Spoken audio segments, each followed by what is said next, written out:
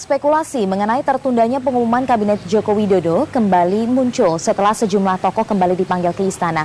Kuat dugaan, para tokoh yang dipanggil ini menggantikan daftar nama dalam komposisi Kabinet Joko Widodo yang terkena label merah dari KPK. Teka-teki seputar nama-nama yang akan mengisi komposisi Kabinet Joko Widodo Yusuf Kala kembali muncul setelah hari Kamis kemarin Jokowi memanggil sejumlah tokoh ke istana. Beberapa yang muncul di istana yakni Bos Susi Air, Susi Pujiastuti, mantan Menteri Perindustrian dan Perdagangan Luhut Binsar Panjaitan, serta dua politisi Nasdem, Ferry Mursidan Baldan dan Enggar Tias Tolukita. Selain itu, Jokowi juga memanggil dua politisi Partai Kebangkitan Bangsa, Marwan Jafar dan Hanif Dahiri. Kuat dugaan, para tokoh yang dipanggil ini akan menggantikan daftar nama dalam komposisi Kabinet Jokowi yang terkena label merah dari KPK. Presiden Jokowi sendiri belum secara gamblang memberitahukan kapan pengumuman kabinet ini akan dilakukan. Namun Jokowi mengakui tertundanya pengumuman kabinet karena pihaknya masih menunggu rekomendasi KPK terkait nama-nama pengganti yang diajukan. Kemarin kan ada yang tidak boleh oleh KPK. Yang pertama itu menunggu dari KPK. Yang kedua kita kan juga minta pertimbangan ke DPR karena ada yang digabung, ada yang dipecah. Nomenklaturnya kan juga jadi berubah. Meski menuai kritik, langkah Jokowi menunda pengumuman kabinet dianggap langkah yang tepat. Pengamat politik Burhanuddin Muhtadi mengatakan, selain label merah KPK, tarik-menarik di internal koalisi, serta ketidakcermatan dalam melibatkan unsur dewan dalam perubahan nomenklatur atau tata cara penamaan kabinet, memaksa Jokowi menunda pengumuman kabinetnya. Jokowi juga jangan terlalu memberikan harapan atau hint bahwa seolah-olah pengumuman kabinet itu segera setelah beliau dilantik. Jadi lebih baik cool saja sambil menahan diri, melihat situasi dan menyelesaikan persoalan tarik-menarik di belakang layar. Sebaliknya, menurut politisi PD Perjuangan Effendi Simbolon, Presiden tidak perlu mendapat persetujuan izin DPR untuk mengumumkan susunan kabinetnya maupun perubahan nomenklatur atau tata cara penamaan kabinet. Menurutnya, surat yang disampaikan Presiden ke DPR hanya bersifat pemberitahuan. Itu konteksnya kan juga tidak membutuhkan persetujuan mengenai perubahan nomenklatur, itu kan sifatnya pemberitahuan yang dikonsultasikan. Tidak ada ketentuan harus berdasarkan persetujuan dewan.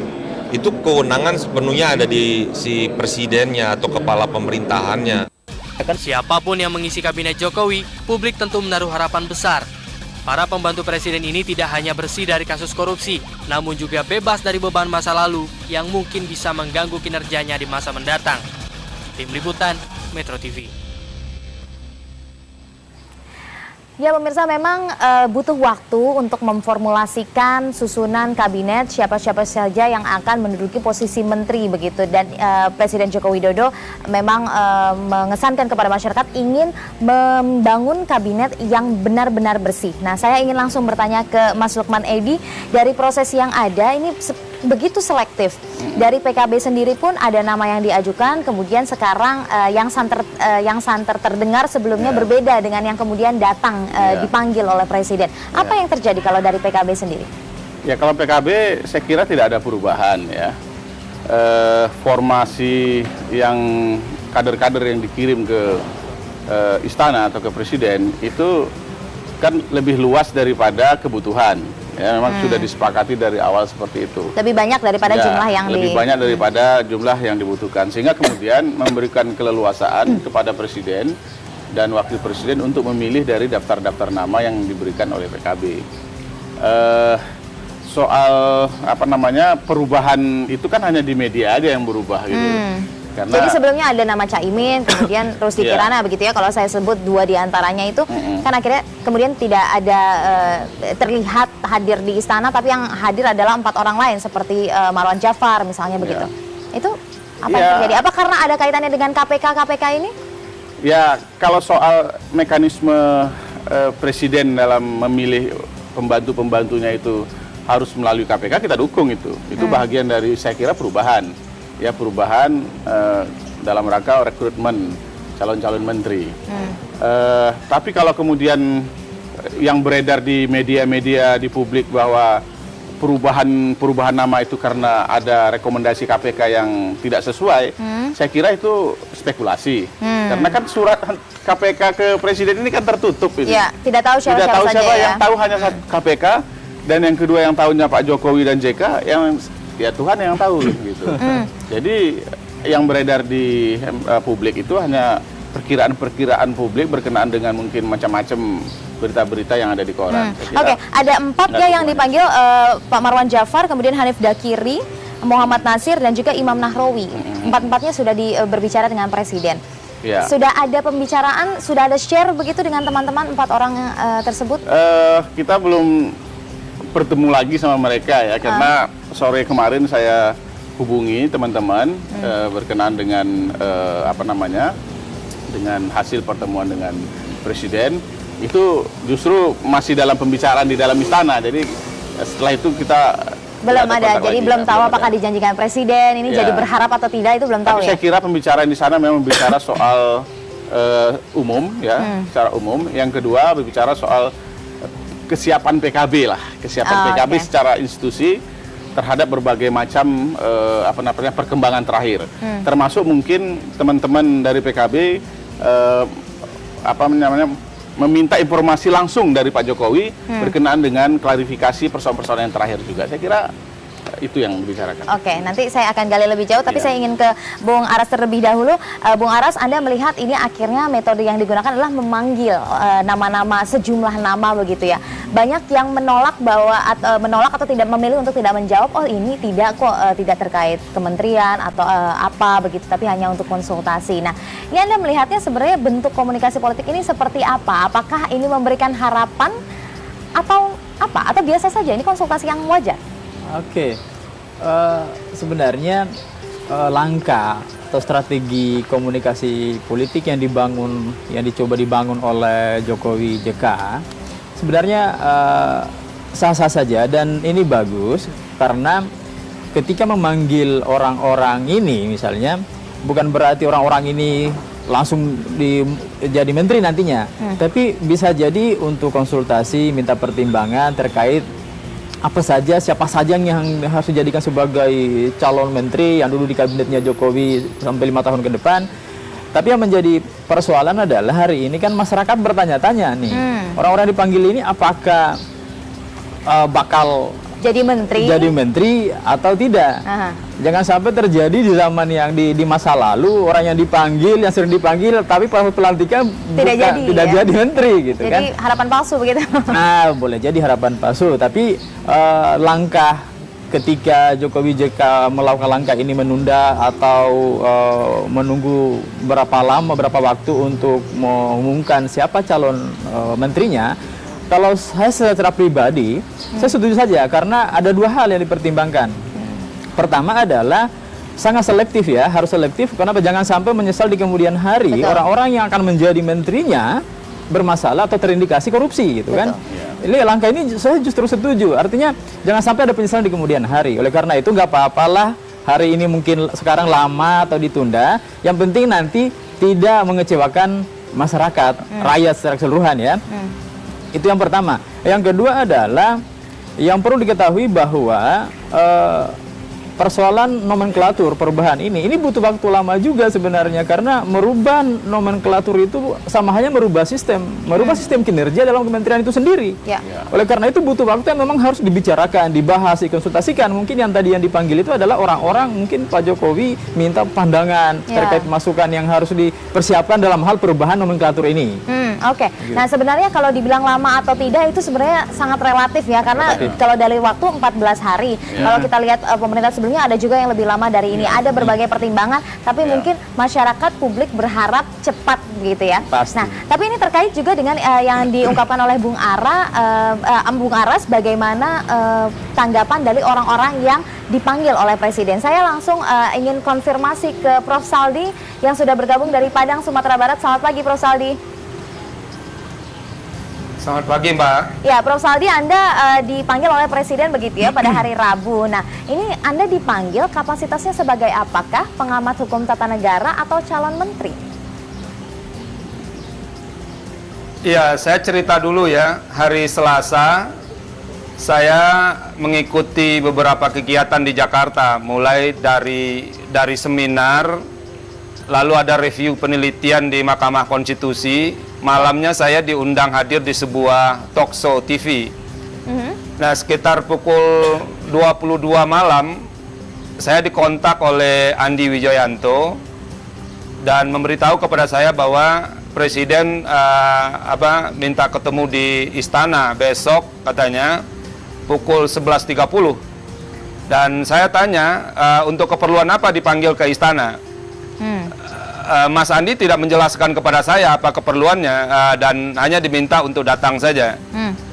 Saya berpikir tidak tahu juga, karena salah satu yang mulai muncul pada hari Selasa itu kan soal perubahan struktur kabinet yang ada dalam Undang-Undang Kementerian Negara. Jadi kan ada keharusan untuk meminta pertimbangan kepada DPR kalau terjadi perubahan postur kabinet. Dan saya menduga mungkin akan diskusi soal itu, karena itu terkait dengan hukum tata negara. Ya, lalu apa yang terjadi pada hari Rabu? Apakah betul membahas soal perubahan nomenklatur tersebut? Ataukah ada pembicaraan lain, misalnya soal menteri? Saya diundang 11.30 dan saya datang beberapa menit menjelangnya. Lalu ketika mau jadwal saya itu akan ketemu, Pak Wakil Presiden Pak Yusuf Kalla sudah ada sudah merapat di istana juga. Baik. Dan saya harus menunggu itu. Selesai Pak Wakil Presiden, Pak Jokowi juga ketemu dengan Panglima dan para kepala staf. Jadi saya masuk ke ruangan beliau itu sudah pukul 3 sore. Dan bicaranya memang soal-soal isu tata negara sih sebetulnya. Mulai dari bicara konstruksi hukum yang ada dalam pasal 19 Undang-Undang Kementerian Negara itu, sampai juga bicara soal-soal isu hukum secara umum begitu. Baik, Prof. Saldi, nanti saya akan tanyakan lebih jauh begitu ya, bagaimana kemudian juga tanggapan Prof. Saldi mengenai pertemuan tersebut, namun kita harus jeda terlebih dahulu. Pemirsa, kami akan kembali setelah jeda, tetaplah bersama kami di Bincang Pagi.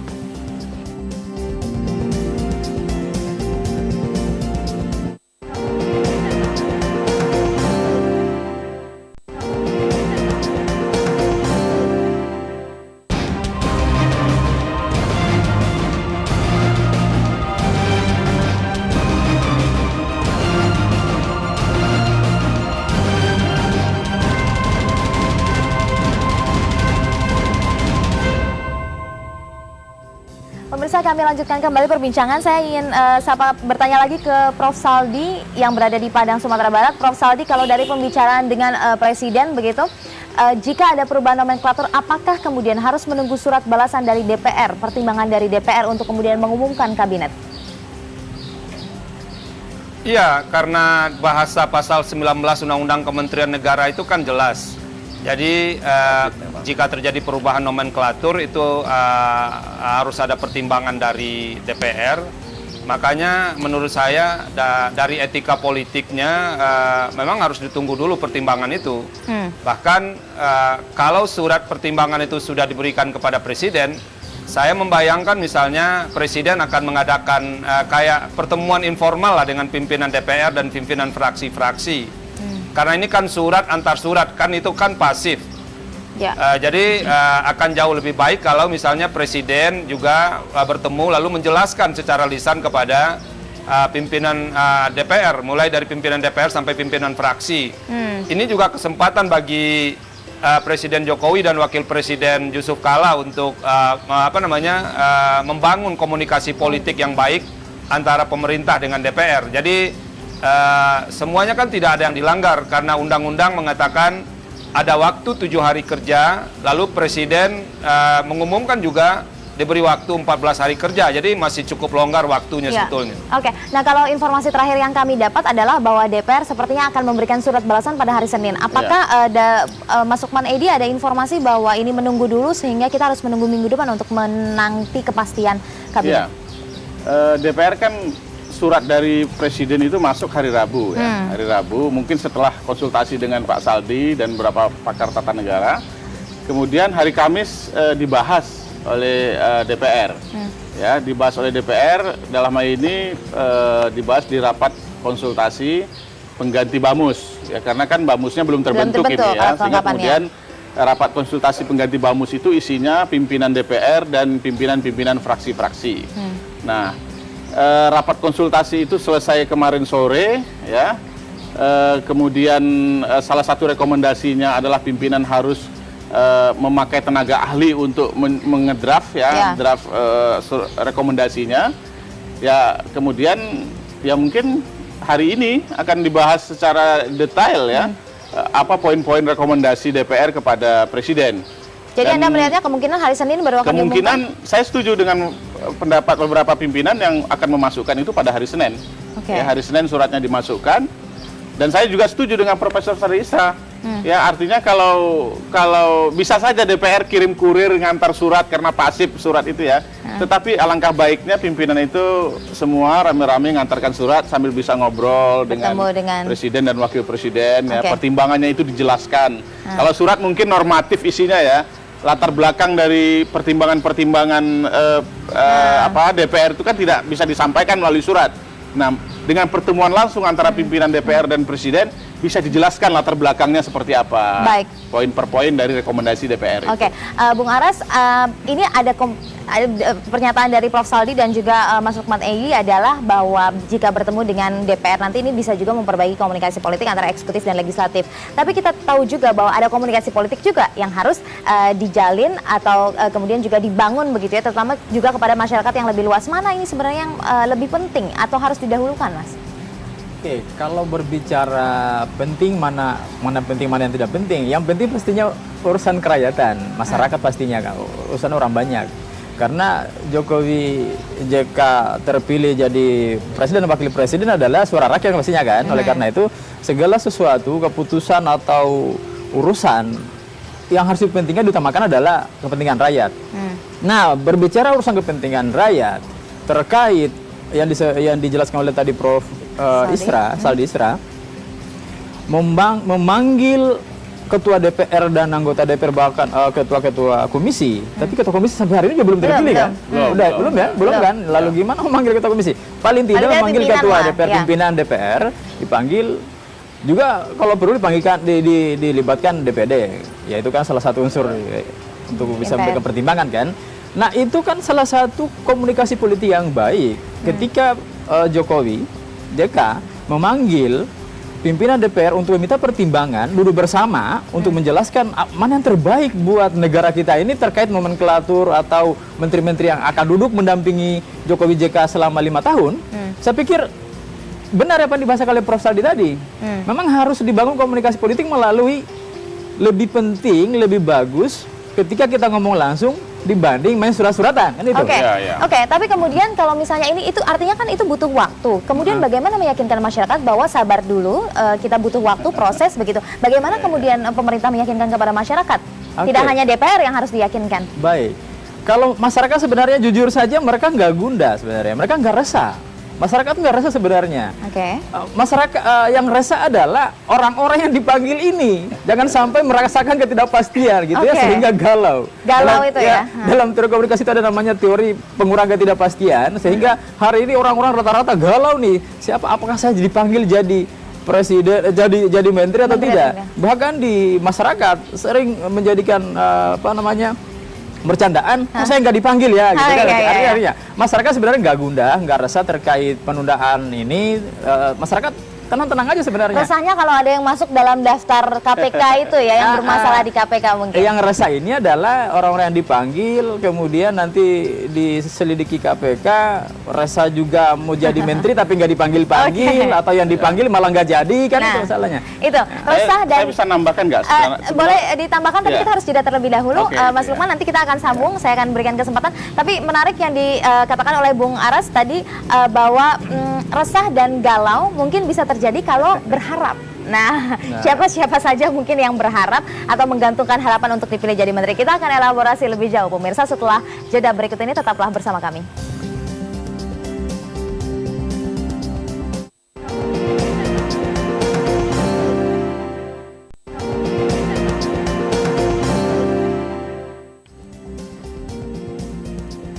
Yang gundah adalah mereka-mereka yang mungkin dipanggil dan kemudian berharap menjadi menteri. Saya ingin ke Prof. Saldi. Prof. Saldi, ketika Anda dipanggil, Anda berharap ada harapan-harapan begitu untuk menjadi menteri atau tidak? Ini jadi menimbulkan harapan di Anda atau tidak? Saya ini kan orang yang biasa dipanggil mendadak ya, kalau ada soal-soal isu tata negara. Jadi bukan pertama saya sebetulnya dipanggil, tapi kalau dipanggil ke istana untuk diskusi soal tata negara mungkin yang pertama ya. Tapi lembaga-lembaga negara lain sudah biasa juga memanggil saya untuk soal-soal strategis isu tata negara. Dan saya orang yang yang tidak berpikir sama sekali mau jadi menteri. Karena saya berpikir berpartisipasi membangun republik ini kan tidak harus jadi menteri.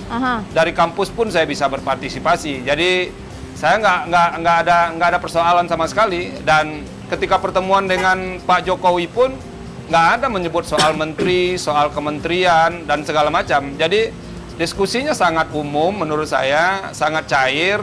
Dan saya menganggap saya bukan orang yang masuk kategori yang akan dijadikan calon menteri. Walaupun namanya sudah juga lebih masuk banyak soal-soal hukum tata negara. Oke, walaupun namanya juga santer, ada rumors-rumors yang berkembang bahwa nama Anda masuk dalam jajaran kementerian, menteri begitu? Bagaimana tanggapan Saya Anda? menganggap itu spekulasi saja. Jadi iya, saya menganggap itu spekulasi saja karena sama sekali tidak mendiskusikan soal itu dengan Pak Jokowi di istana tempo hari. Oke, baik. Prof. Saldi, saya ingin ke Mas Lukman terlebih dahulu. Anda melihat, tadi Anda juga ingin menanggapi komentar dari Mas Aras, tapi Anda juga melihat bahwa ada pasti orang-orang yang dipanggil ini berharap menjadi menteri. Kemudian jika tidak jadi seperti apa, Anda tanggapannya seperti apa? Nah, saya kira kapasitas teman-teman yang dipanggil atau yang datang ke istana itu di luar apalah, di samping mungkin pengen jadi menteri, tapi di luar itu juga saya kira dominan ya.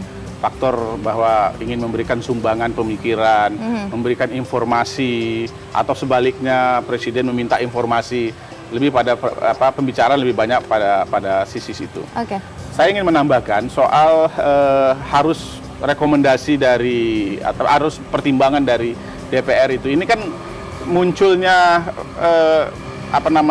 perubahan nomenklatur kementerian itu harus mendapatkan pertimbangan atau pembubaran penggabungan sebuah kementerian itu harus mendapat persetujuan DPR, itu kan berpengalaman dari kejadian Presiden Gus Dur dulu ketika Gus Dur membubarkan Departemen Penerangan dan Departemen Sosial.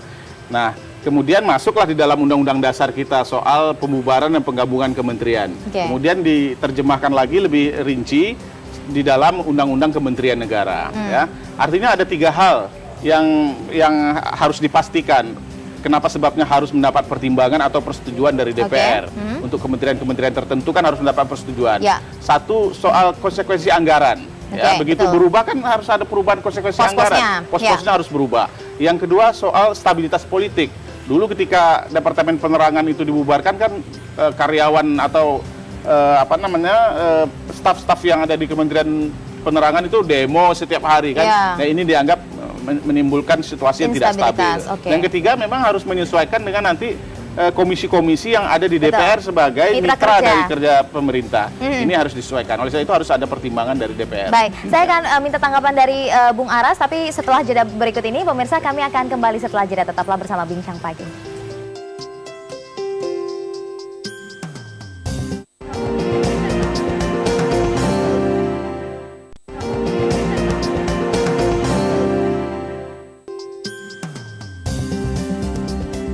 Ya pemirsa, langsung saja saya lanjutkan. Saya ingin bertanya ke Bung Aras. Bung Aras, catatan apa yang harus diperhatikan oleh Presiden Joko Widodo dan Wakil Presiden Yusuf Kala terkait dengan juga untuk meyakinkan kepada publik mengenai proses jalannya pembentukan kabinet? Oke, ada beberapa catatan yang harus diperhatikan oleh Pak Presiden Jokowi dan Wakil Presiden Yusuf Kala. Saya pikir hari ini mereka pagi-pagi ini mereka juga nonton ya.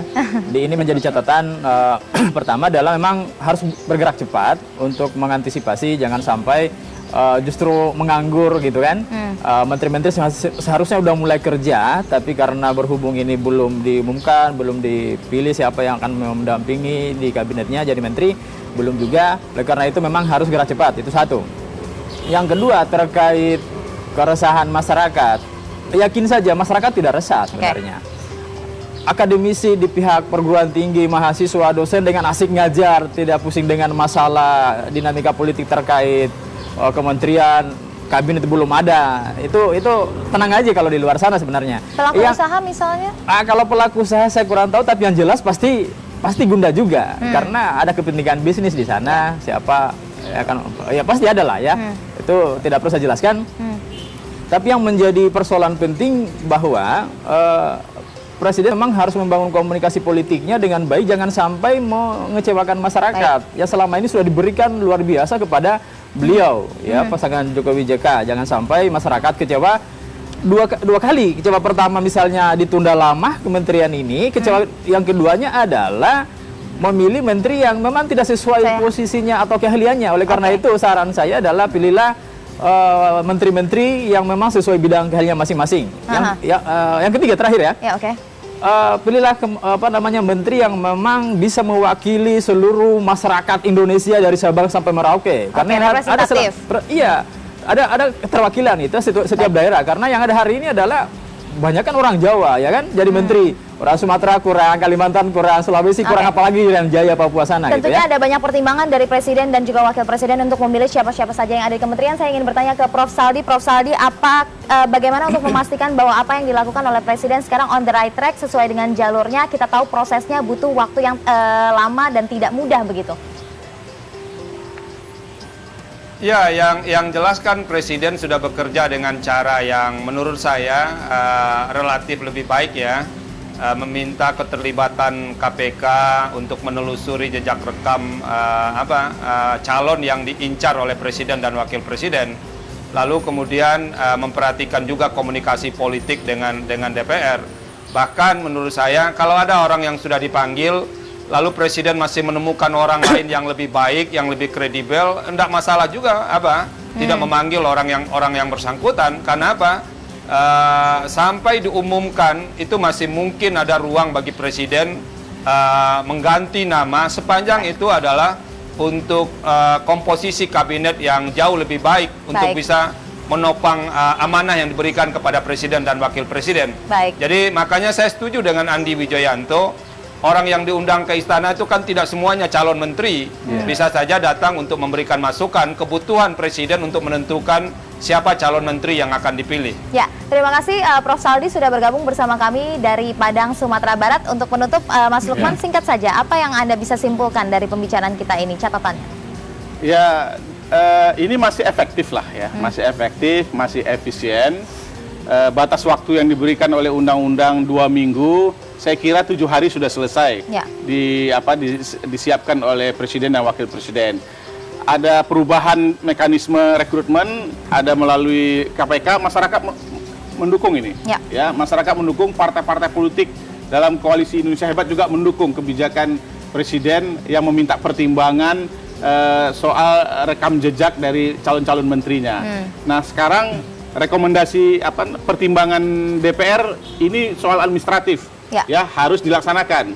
Kalau saya menilai bahwa surat dari pimpinan DPR ini menjadi wajib bagi Jokowi untuk menerima terlebih dahulu baru kemudian mengumumkan. Baik. Saya kira itu. Terima kasih juga atas kehadirannya Bung Aras dan juga Mas Lukman Edi dalam perbincangan kami di Bincang Pagi kali ini. Harapannya adalah supaya masyarakat tetap tenang menanti karena memang ada pertimbangan untuk lebih selektif lagi memilih menterinya dan berhenti berspekulasi. Itu sesuai dengan pesan dari Presiden Joko Widodo. Baik, terima kasih Bapak-Bapak. Pemirsa, Bincang Pagi masih belum usai, masih akan dilanjutkan bersama dengan rekan-rekan saya setelah jeda berikut ini. Tetaplah bersama kami.